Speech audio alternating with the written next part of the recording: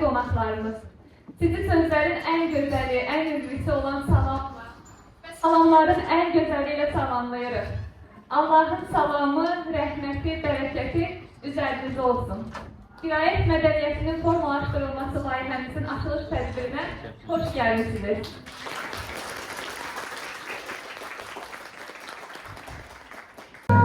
Yedi kırka çattı. Hele de yakından çoğu kalır. Ben daha okuyayım.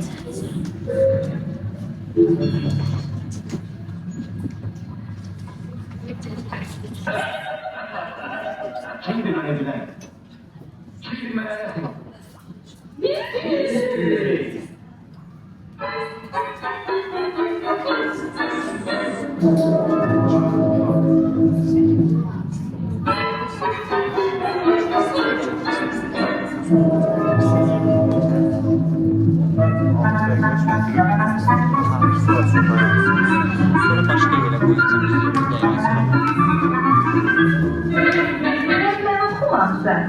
Ben siz Osman'ın katletini öğrenmez olmaz.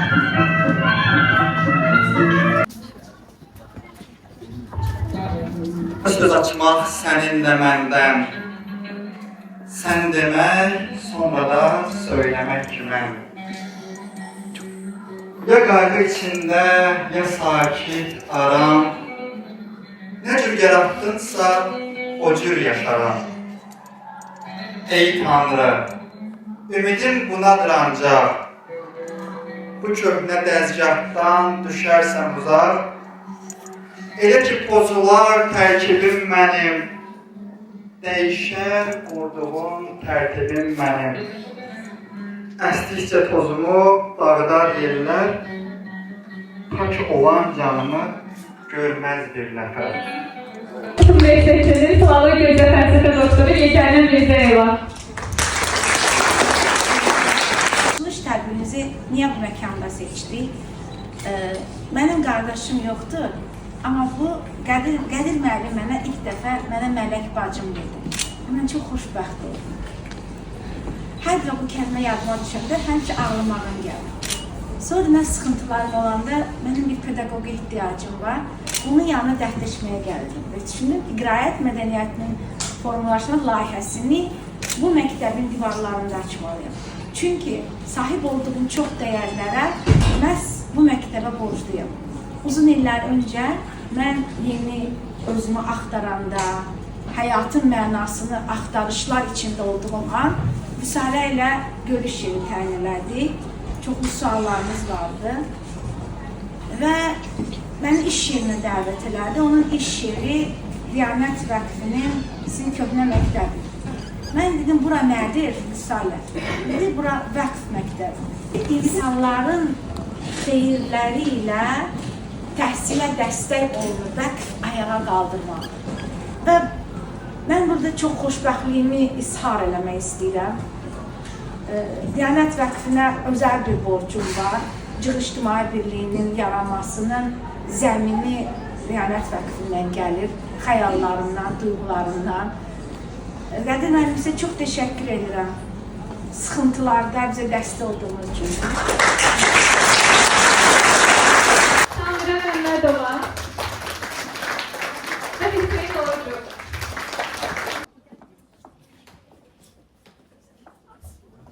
Sözün, kitabın izini onların həyat hekayələrindən dinləyək. Düzdür, son nəticəsini görməsə də önəmli olanda bir işə başlayanda niyyət önəmlidir. Amma nəticəni görmək insana daha çox ruh verir və daha çox işləri görməyə motivasiya verir. Gənclər bizə ümid olduğumuz üçün əvvəlcə sizə təşəkkür edirik. Kitab layihəsinin birinci yer qalibiyəm. Qürurda olduğum üçün özümü çox xoşbəxt hissedirəm, çox şanslıyam. Kitablar mənim həyatıma çox şey aspектində. İlk öncəliklə təfəkkür etməyi öyrənmişəm. Və həyatımın körünlülərinə, müəllimlərimə çox təşəkkür edirəm hər şey üçün. Mən Amir Babayev, Böyük İsmail'in Gənc Könüllülərindən kitab əsər layihəsinin 2-ci yerində qalibiyəm. Bədii kitab oxumağı özümüz də evdə oxuyurduq aslında. Çox uşaqlar tərəfindən müəllimlərlə birlikdə müzakirə etməkdə tamam başladı. Sonra da dediği kimi ki, biz Pinokyo kitabını okuduk. Pinokyo kitabında elə detallara aid ki, bize fikir vermemiz. Aslında çok böyle mənalar çok söylüyor. Sadece biz onu ikinci dəfə oxuyanda anladık. Mən kitab rəsmi 2016-cı illərdə artıq 9 il mən kitab rəsmində oxucu olaraq olmağımı. Hətta qoşulduğum ilk tutucu layihələrindən biri olmalı. Mən dışarıdan kitab oxumağı çox sevmişəm. Hətta 4-5 siniflərdə biraz gec öyrənmişdim ki, bizim mədəniyyət məcmuəsində kitabxana var. Orada üzüm olmuştum. Çox xoşbəxt bir dəhşət bir kitablar da kitabxana. Xoşdur. Sonradan sual qarşıma gəldi, çox belə təqdir bir hissər yaptım. Halda kitabı oxuyanda ümumi bir məzmun çıxardırsınız. İçindən belə detallara diqqət eləmirik bəzən. Amma orada o qədər detallı suallar var idi ki, insanı doğrudan da kitabı yenidən oxumağa həvəsləndirir.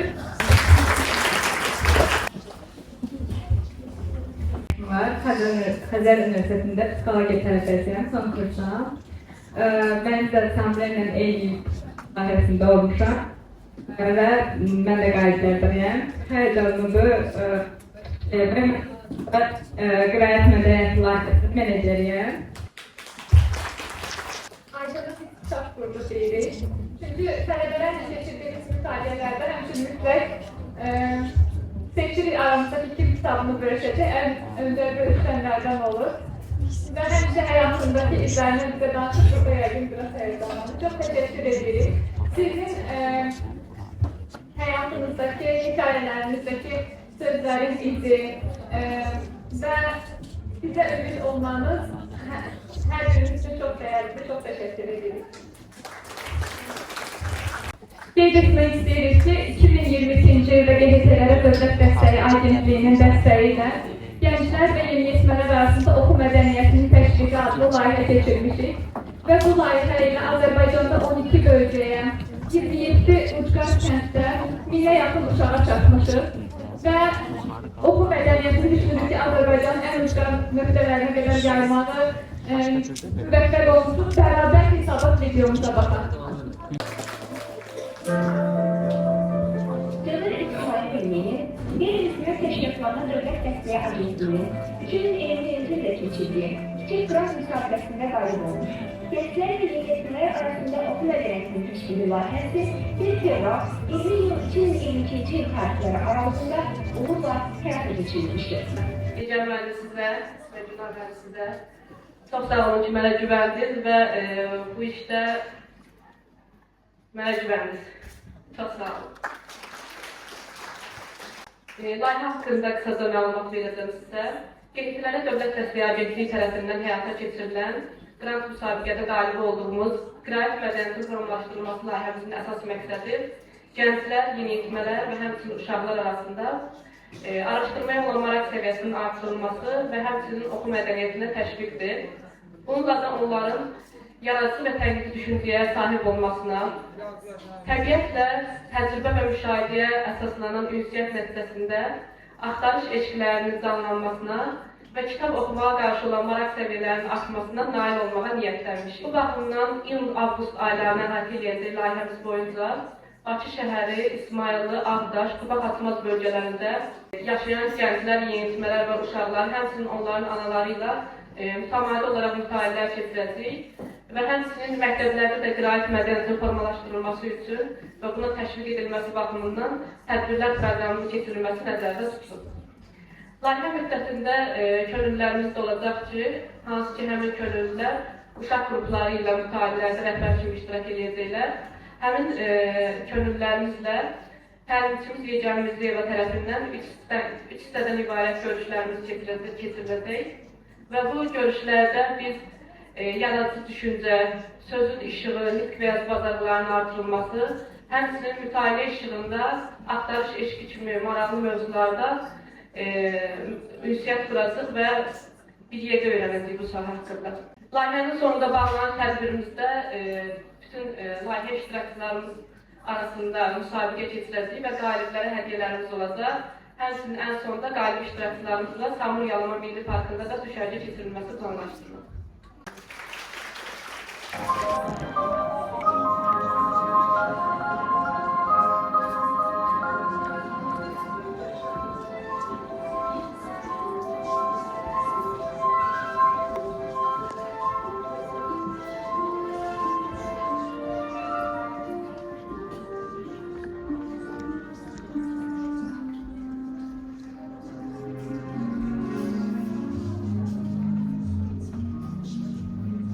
Balaca Şəhzadənin planetinə ən yaxın asteroidlər 325, 326, 327, 328 və 329, 330 saylı asteroidləridir.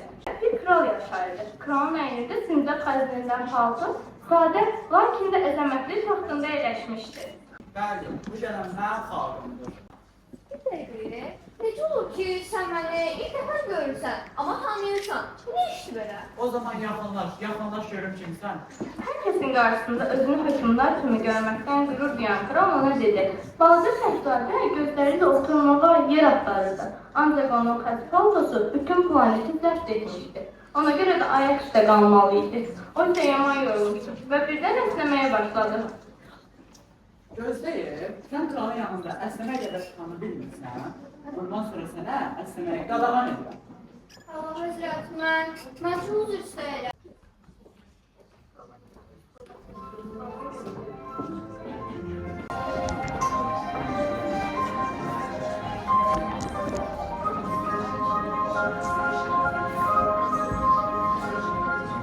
Yirmi planetin sakini bir şöhrətpərəst insan idi.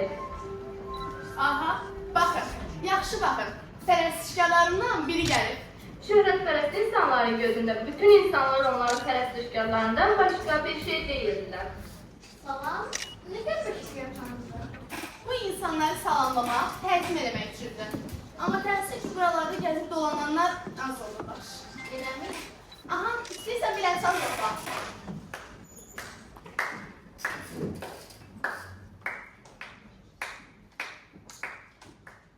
Bəs şimdi yapanın yerə düşməsi üçün nə etmək lazımdır?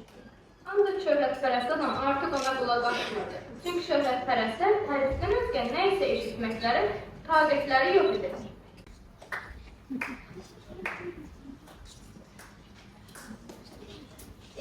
Bu böyüklər. Doğrudan da böyüklər çox qəribədir.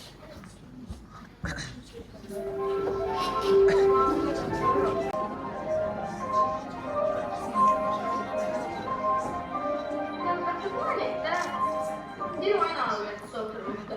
Onların görüşü çox qısa çəkdi. Ancaq bu görüş Balaca Şəhzadəni çox məyus etdi. Salam, sən burada nə edirsən? Görürsən, oyun oynayırıq. Bəs sən nəyə görə onu oynayırsan ki?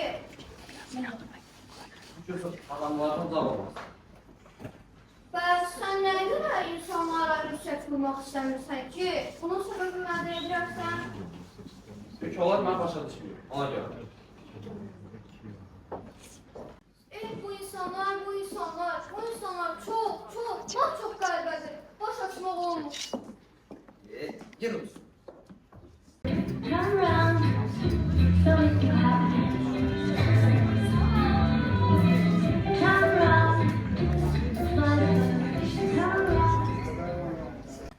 Türkiye.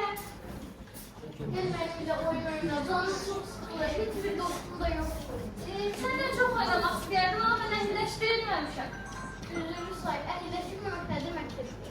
Sen hiç buralardan benzemirsen. Sen kime aktarırsan bile. Ben insanların... Bəs görüm ehlileştirmek ne demektir? Bu sözü insanlar çoxdan anladıqlar. Əhilləşdirmək, əlaqə yaratmaq deməkdir, bağ qurmaq deməkdir. Bağ? Bəli, bağ. Misal üçün, mən sənin üçün 100 millərlə türküdən biriyəm. Sənin üçün heç dəyərli belə deyiləm. Elə sən də mənim üçün. Və beləliklə Tülkü və Balaca Şəhzadə dostlaşdılar.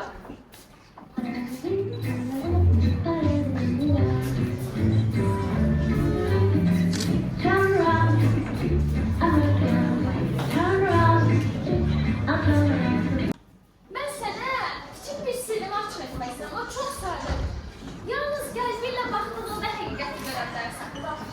şeyler gözler görsənmir.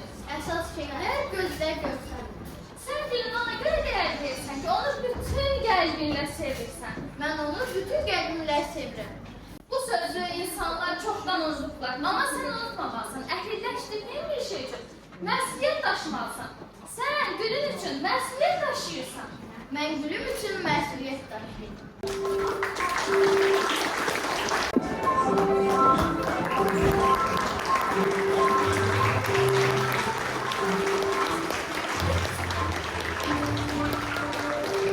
Milli Məclisin deputatı Razi Nurullayevə təşəkkür edirik dəyər verib hər tədbirimizə iştirak elədiyi üçün və istəyirik ki, söz almaq üçün səhnəyə dəvət edək.